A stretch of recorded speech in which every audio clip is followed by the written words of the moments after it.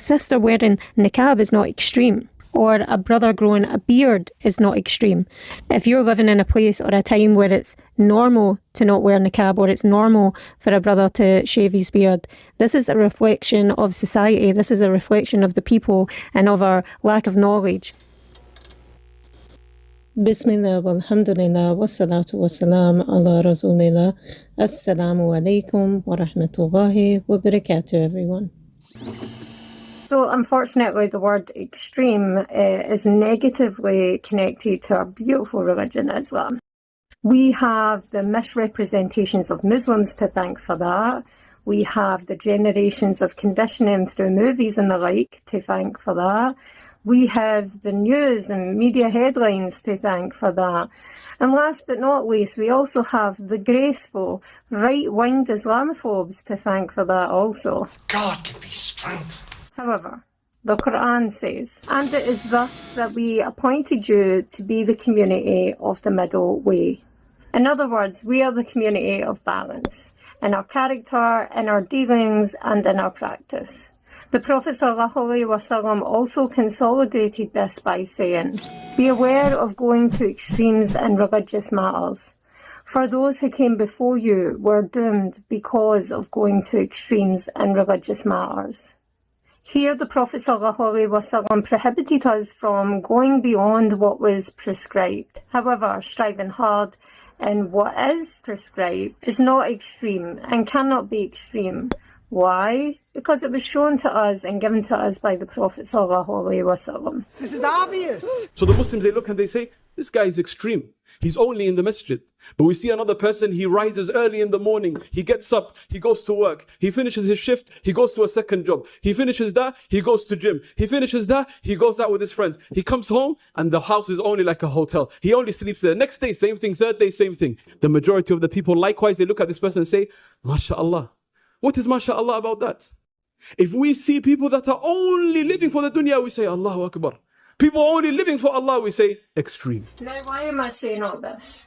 Well, unfortunately, I have had many things said to me directly who say that a woman wearing niqab is extreme. Those who don't listen to music are extreme, or those who don't attend mixed weddings are extreme. Oh, to be joking.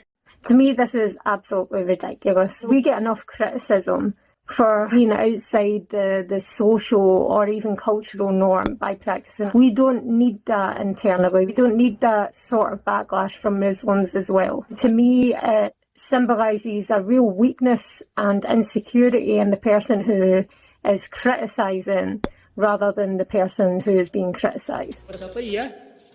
هي ما يكون بين الغلو وبين التساهل، لأن الآن كثر الإنكار على الغلو والتطرف فقط، وترك التساهل والانفلات الذي عليه كثير من الناس اليوم خصوصا المثقفين. لازم يكون الإنكار على هذا وعلى هذا، كما ننكر الغلو والزيادة والتشدد ننكر التساهل والتفريط والانحلال، ننكر هذا، بل يكون هذا أشد. هذا أشد، الانحلال أشد من الغلو، وإن كان الكل خطيرا، فلا نأخذ جانبا نركز عليه ونترك الجانب الثاني.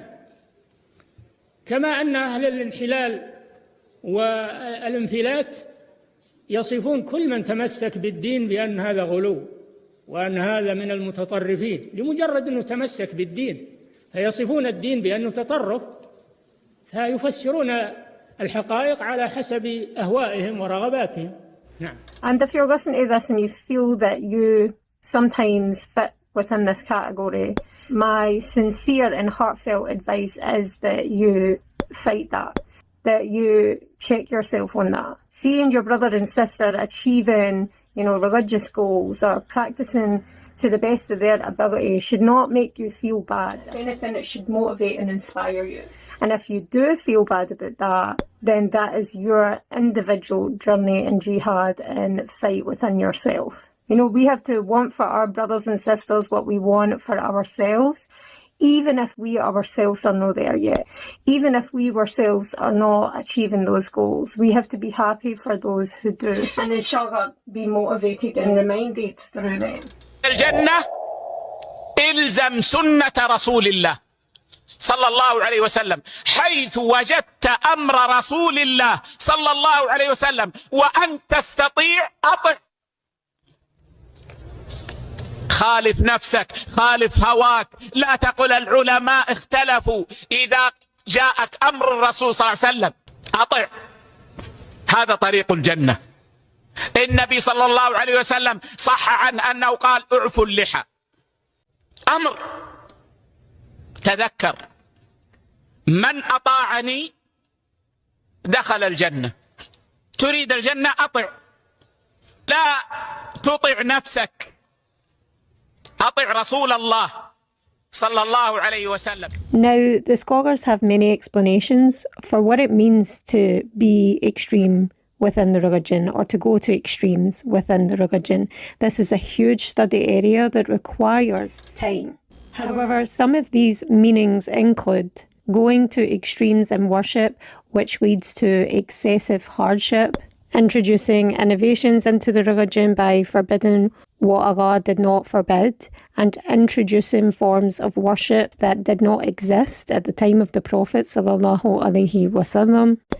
And we should keep in mind the hadith. Prophet ﷺ said, "Religion is easy, and no one overburdens himself in his religion, but he will be unable to continue that way.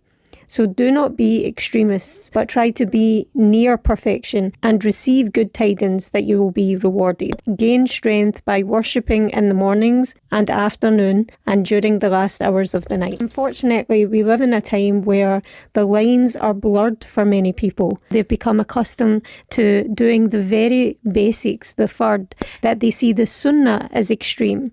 But the sunnah is not extreme. The sunnah is the way of the Prophet ﷺ. It is the way of the Sahabiyat. So a sister wearing niqab is not extreme, or a brother growing a beard is not extreme.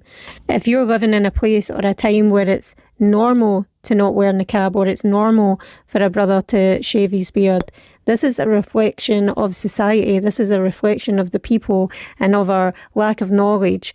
So it's important that we know what the sunnah is, and even if we're not able to implement everything tomorrow, that we know that that's what we are working towards. We're trying to perfect our practice as Muslims, so that hopefully when we get to the end of life, we know we've done our best. We need to make sure that we're not indirectly undermining Allah Subhanahu Wa Ta'ala or the Prophet Sallallahu Alaihi Wasallam. We are told to maintain balance for a reason. There's hikmah and wisdom within it. The Almighty knows us best, and we should trust in that. Humility is an important quality, especially if you're wrong a lot. And as people who are facing this sort of criticism and are getting backlash because they are trying to implement Islam into their life, or the sunnah of the Prophet ﷺ into their life, which nowadays is going against social and cultural norms, we have to try and detach ourselves from that sort of critique. We shouldn't take it personal. And a way of doing that is reminding yourself that the best of people, the prophets, may peace and blessings be upon all of them, they face this sort of criticism. So we shouldn't be insecure or feel bad or feel like we're missing out when we're facing this sort of stick. We should carry on and find comfort in the Quran, where Allah tells us that our efforts, our tests will be rewarded. The things that we leave for the sake of Him, He will give us better. Messenger of Allah Sallallahu Alaihi Wasallam said, "Verily Allah has prescribed ihsan, perfection in all things," meaning that we should be doing things to the best of our ability. If we are praying, they should be our best prayers. If we are doing something for the sake of Allah, it should be our best actions. Even though we know as limited human beings we're not able to achieve perfection, we should be striving for it. So pray your sunnah, wear your niqab and hijab. Stay away from things that are not permissible, irrelevant of how popular it is socially and culturally. Allah Subhanahu Wa Ta'ala tells us what differentiates us from each other, what makes us better than each other, is piety, is taqwa. That is something that only Allah Subhanahu Wa Ta'ala can measure. But how do we expect to achieve that if we are surrounding ourselves with things that are not good for us, that are not halal, that are distracting us from studying and increasing our knowledge and finding comfort and refuge in Allah, finding comfort and refuge in our Islam? And even if we as individuals haven't figured that out, the result of that should not be to criticise our fellow brothers and sisters because they have. It doesn't make sense. May Allah Subhanahu Wa Ta'ala guide us and increase us in good character and knowledge. Ameen. سبحانك اللهم وبحمدك أشهد أن لا إله إلا أنت أستغفرك وأتوب إليك. السلام عليكم.